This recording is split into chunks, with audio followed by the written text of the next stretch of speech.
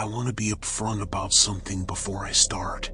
I'm not a superstitious person. I don't believe in ghosts.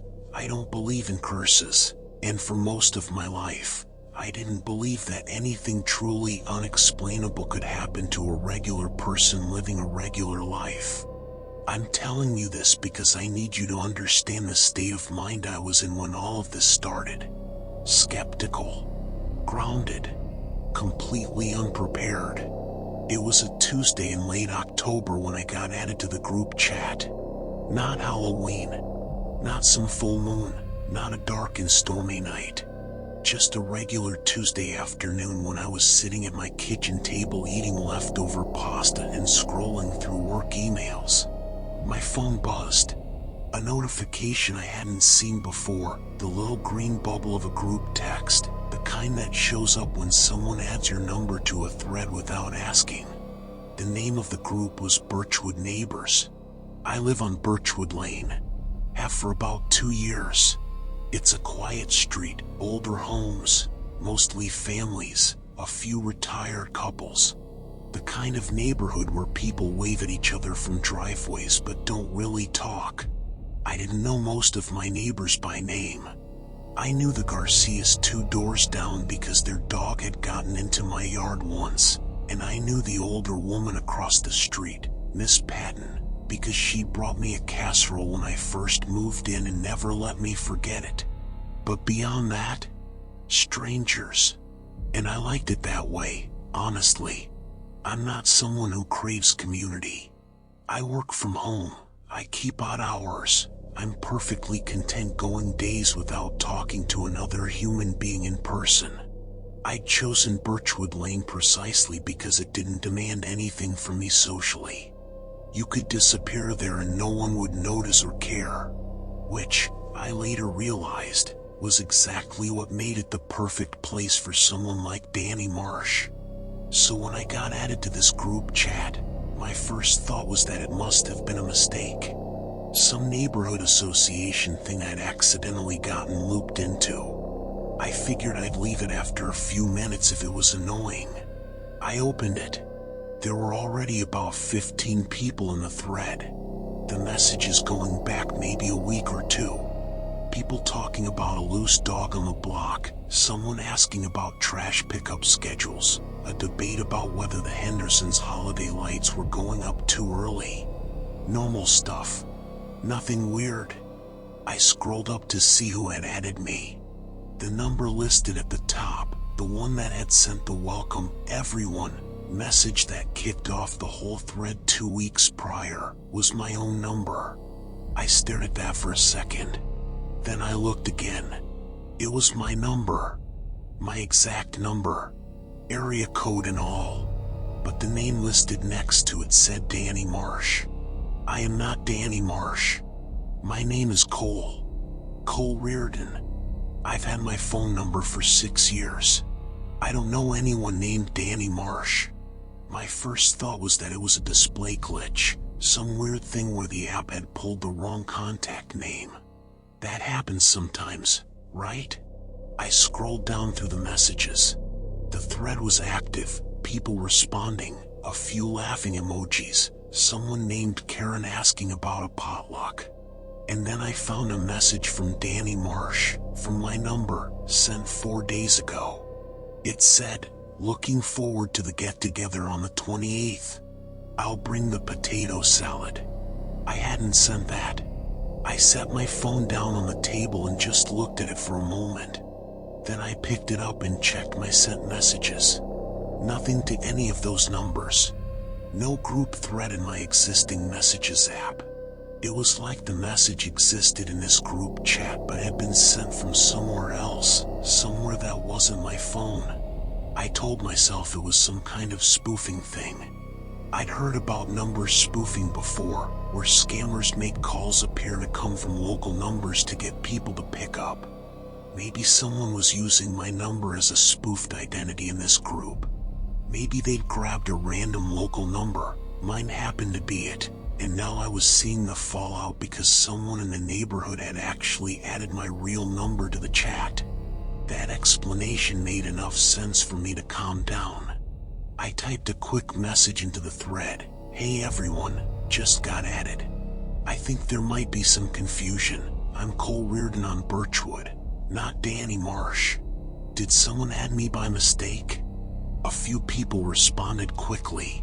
Karen said, oh, Cole, I think I added you. Danny said he'd had trouble getting messages, so I typed in a number he gave me. Sorry for the mix-up. Another person responded with a thumbs up emoji. Normal. Mundane. But then, a few minutes later, a message came in from Danny Marsh's number, my number. It said, no worries. Cole and I are actually old friends. I should have explained. I felt the air go out of the room. I stared at that message for a long time. There was no typing indicator before it appeared. It just showed up, fully formed, like it had been waiting. And whoever sent it, whoever was operating under my number with a different name, knew my name. Cole. Not a common name. Not something you'd guess. I went to my phone settings and pulled up my number again. Still mine. Still registered to me. Still the same account I'd had for 6 years. I called my carrier. Waited on hold for 22 minutes. The representative confirmed that my account was active. No unauthorized devices were linked. No forwarding was set up. Everything was normal on their end. She suggested I contact the police if I thought someone was impersonating me. I wasn't sure I was ready to do that yet. It felt too dramatic.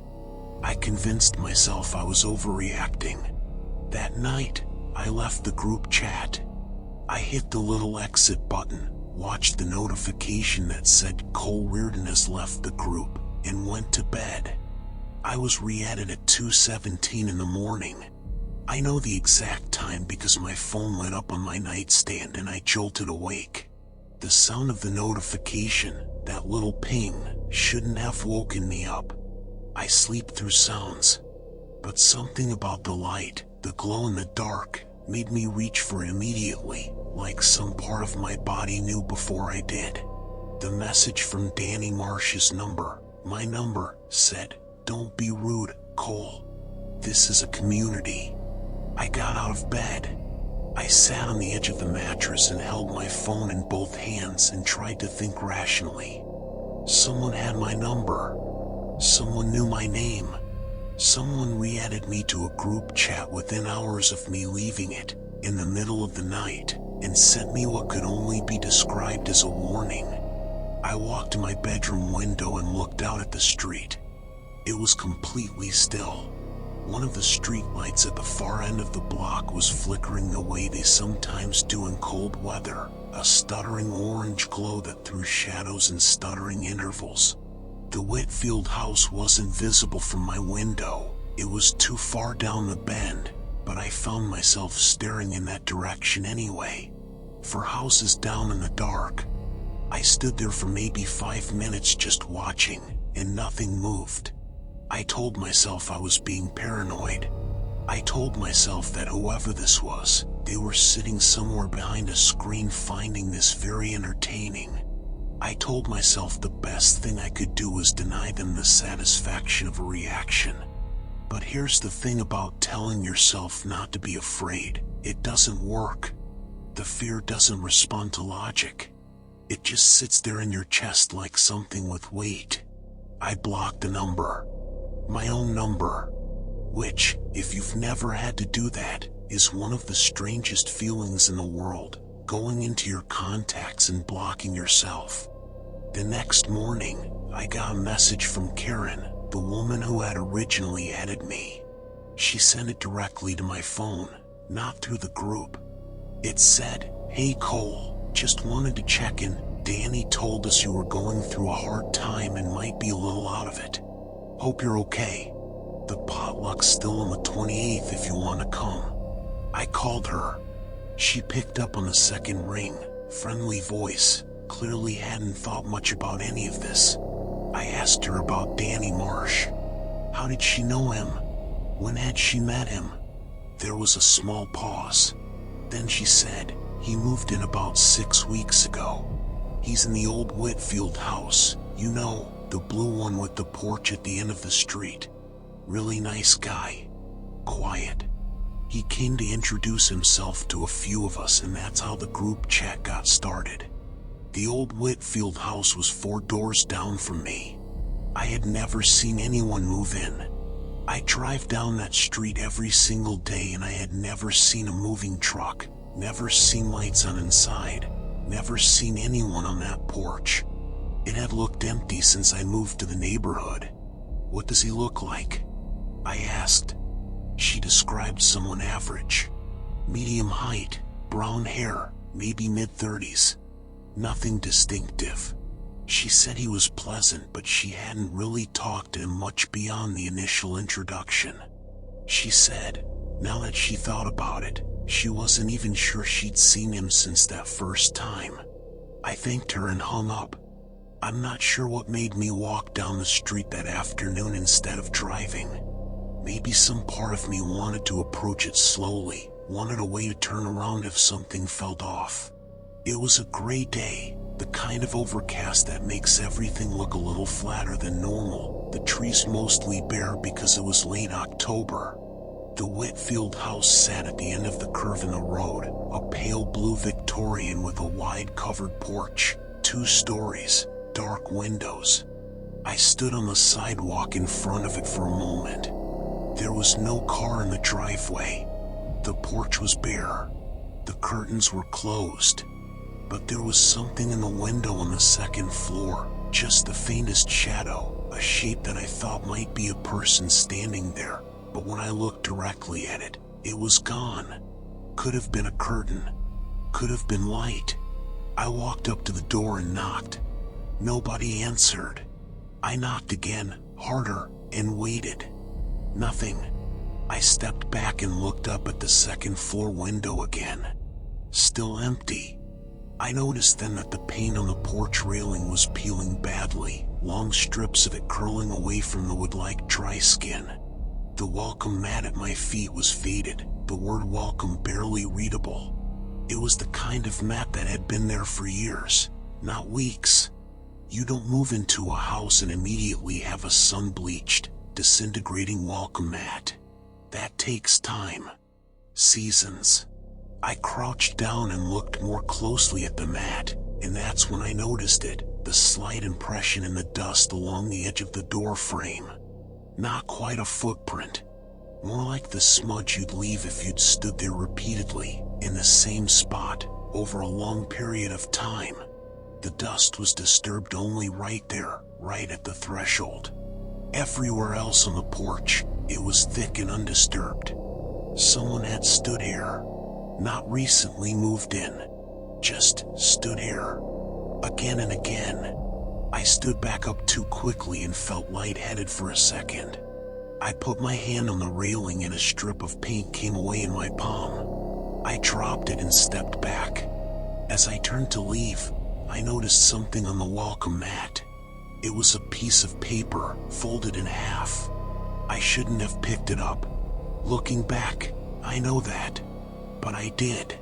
I unfolded it, and there, in neat handwriting, were 2 things. My full name and my phone number. That was it. Just those 2 pieces of information, sitting there on a doorstep like they'd been left out for me specifically. I dropped the paper and walked home faster than I meant to. That night, I did what Karen had suggested and tried to look up Danny Marsh. I searched the name with my town, with my street, with every combination I could think of. Nothing. No social media. No public records. No old addresses. No news mentions. Nothing. The name was a ghost. And in my experience, everyone has some kind of digital footprint. Everyone leaves something. The fact that there was absolutely nothing for this person made the absence feel deliberate. I went back to the group chat. I'd been re-added again at some point during the day, this time without a notification. I checked the message history. While I'd been going about my day, Danny Marsh's account had been active. He'd been talking to the neighbors. chatting about the neighborhood, making small jokes, being warm and personable and completely normal. And sprinkled throughout those messages, casually, he'd been sharing details about me. Cole mentioned he's been working from home lately, so he might not make it to the potluck. Cole said he's been feeling a bit under the weather. We should check on him. Cole's a private person. He'll come around. I read those and felt something I can only describe as being watched from the inside out. Like this person didn't just know my name and number, they knew my habits. Working from home. Feeling unwell, which I had been, but hadn't mentioned to anyone. Being private, which I was, which is why none of my actual neighbors knew me well. It was all accurate, specific, personal. And the way it was framed, the warmth of it, the neighborly concern, was almost worse than if it had been openly menacing. A threat is something you can point to. Something you can show the police and say, look, this is a threat. But Danny's messages were full of nothing but kindness. He was worried about me. He thought of me as a friend. He was hoping the community could rally around me a little. Every single one of those messages, read in isolation, would have looked like the behavior of a genuinely thoughtful person. Together, knowing what I knew, they felt like a carefully constructed cage.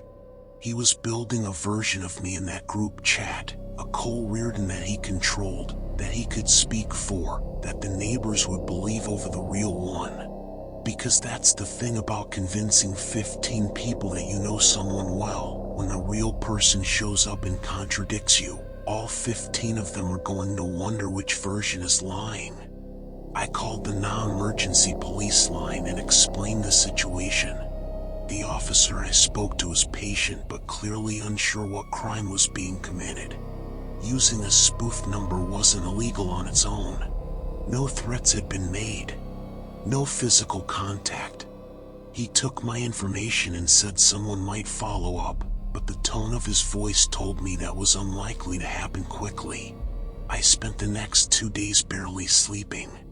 I kept checking the group chat, not because I wanted to, but because not knowing what was being said about me felt worse than knowing. Danny was active every day.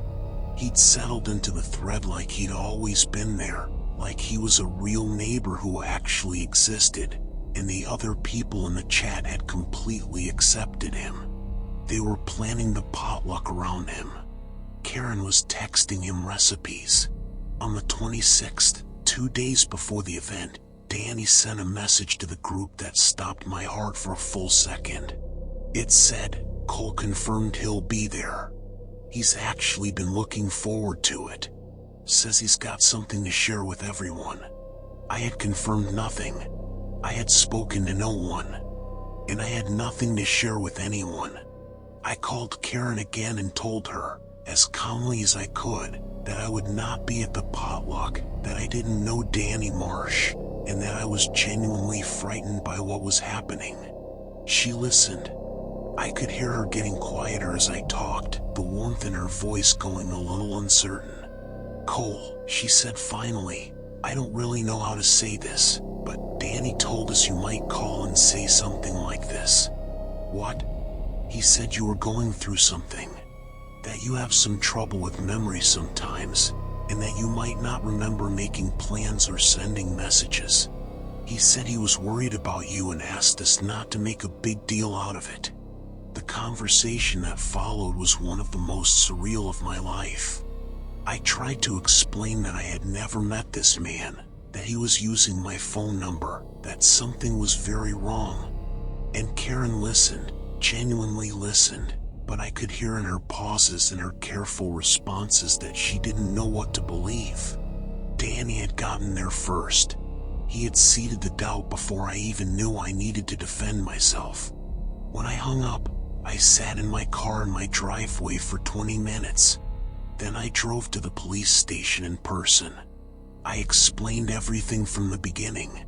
The group chat, the number, the paper on the doorstep, the messages about my habits and my routines. The way he'd warned the neighbors I might say strange things. The officer at the desk took it seriously enough to bring in a detective, a tired-looking woman named Reyes who typed notes while I talked and asked me to send her screenshots of everything. She asked if I had any enemies, any recent breakups, work disputes, anyone who might want to frighten me. I couldn't think of anyone.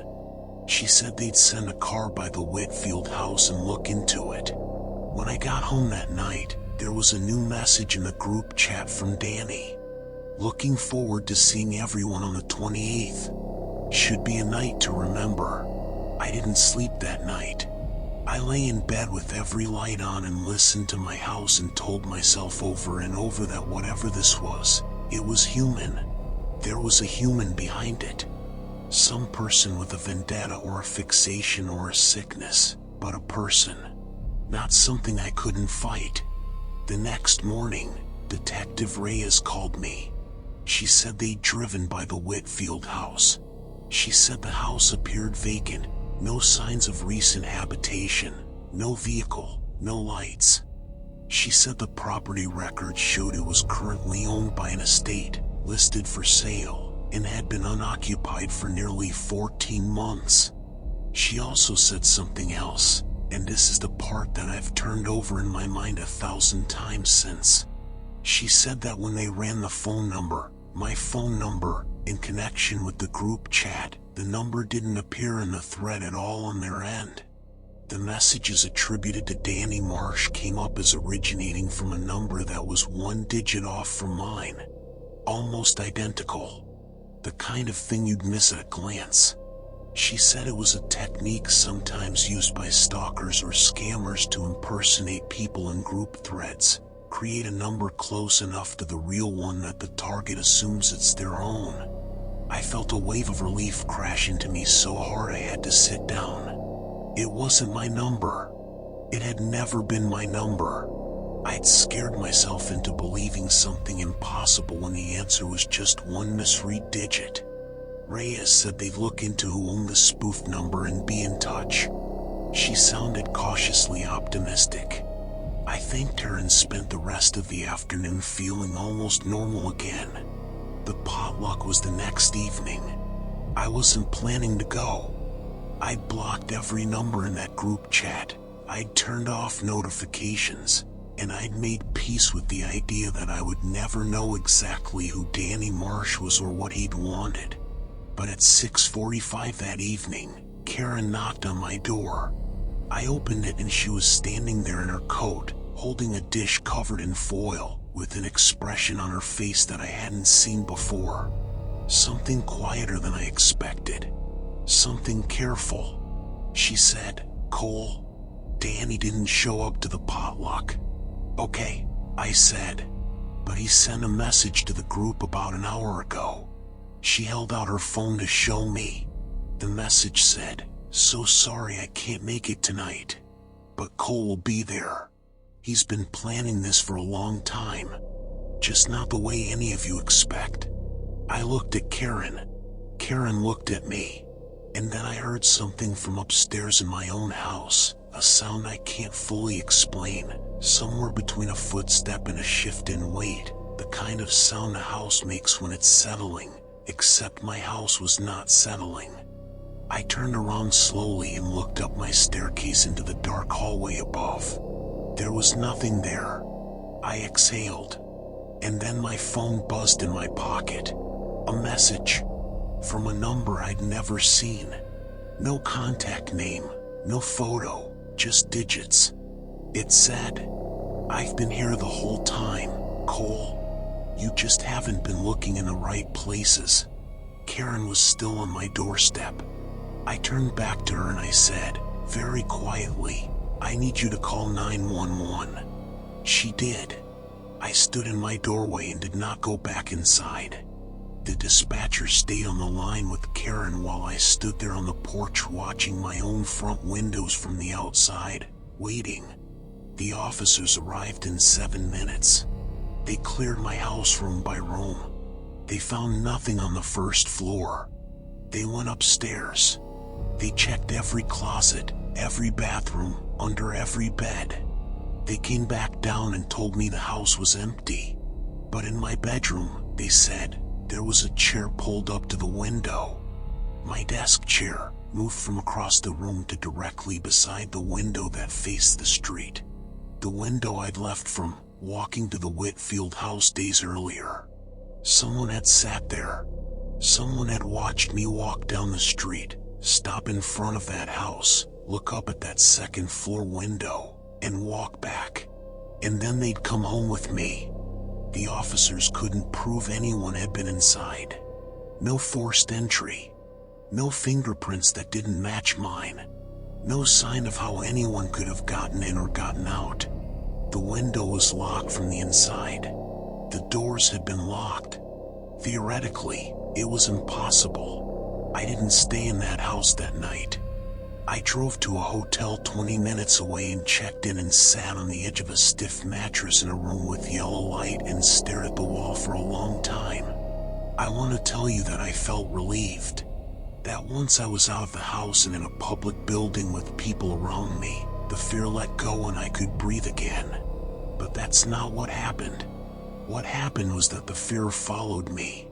It settled into the hotel room the same way it had settled into my house, quietly, without announcement, like it had been there the whole time. I kept looking at the door. I kept looking at the window, even though I was on the 4th floor. I kept picking up my phone and putting it down and picking it up again. At some point I turned the TV on just to have another voice in the room. I landed on a local news channel and watched without really watching, and I remember thinking about what the detective had said, that the messages from Danny Marsh's number didn't appear in the thread on their end as my number. 1 digit off. A number close enough to fool me into thinking it was mine. I had been so frightened by my own number that I hadn't looked carefully enough. I'd assumed, and that assumption had consumed 3 weeks of my life and driven me out of my home. That was the story I kept telling myself in that hotel room. That it had been a near miss. That I'd been targeted by someone unhinged but ultimately human, and the worst of it was over. I almost believed it. The spoof number had been traced to a prepaid phone purchased with cash at a gas station 2 towns over. The purchase was about 8 weeks before the group chat started. Whoever bought it had used a hat and kept their face down on the security camera. The case was open but not moving. The Whitfield house was inspected and found to be exactly what the property records said, empty. No signs of recent occupation. No food, no personal items, no indication that anyone had been living there. Clean. I moved out of my rental on Birchwood Lane 6 weeks later. I told my landlord it was a job situation, which wasn't entirely a lie because I had been distracted enough that things at work had slipped. Here's what I've never been able to fully resolve, even now with time and distance. The night before I moved out, I was doing a final walkthrough of the house, checking cabinets, making sure I hadn't left anything behind. I went into the upstairs bedroom and pulled open the closet to do a last check, and there was nothing in there except for a small slip of paper sitting on the floor in the back corner. The same neat handwriting as the paper I'd found on the Whitfield doorstep. It said, "I know where you're going."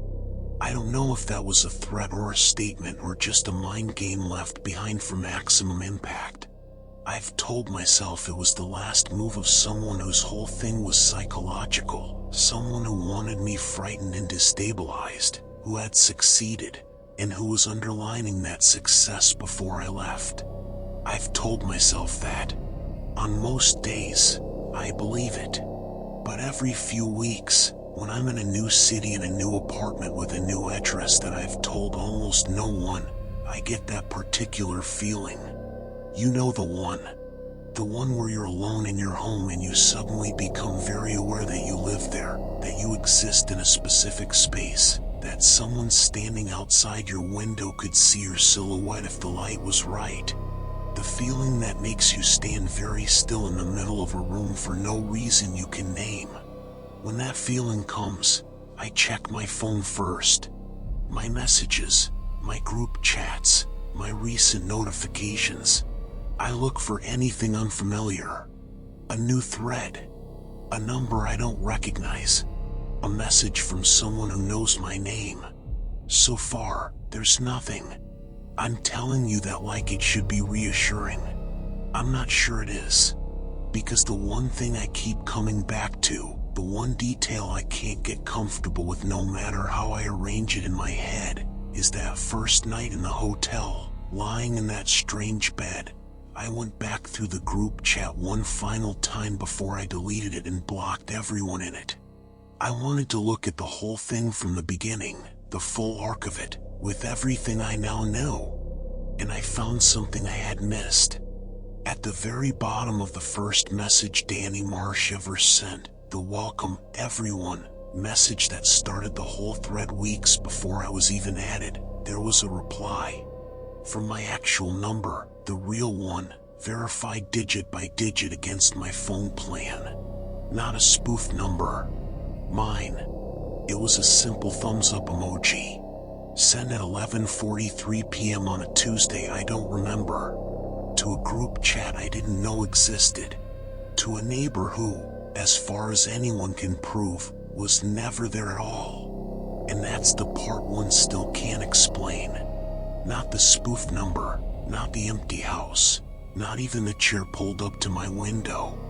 It's that thumbs up, sent from my phone, on a night I have no memory of. So I'll leave you with this. If someone is using your identity before you even know they exist, what does that actually mean? Did they choose you at random? Or did something about you make you the perfect target? Think about that the next time your phone buzzes with a group chat you don't remember joining.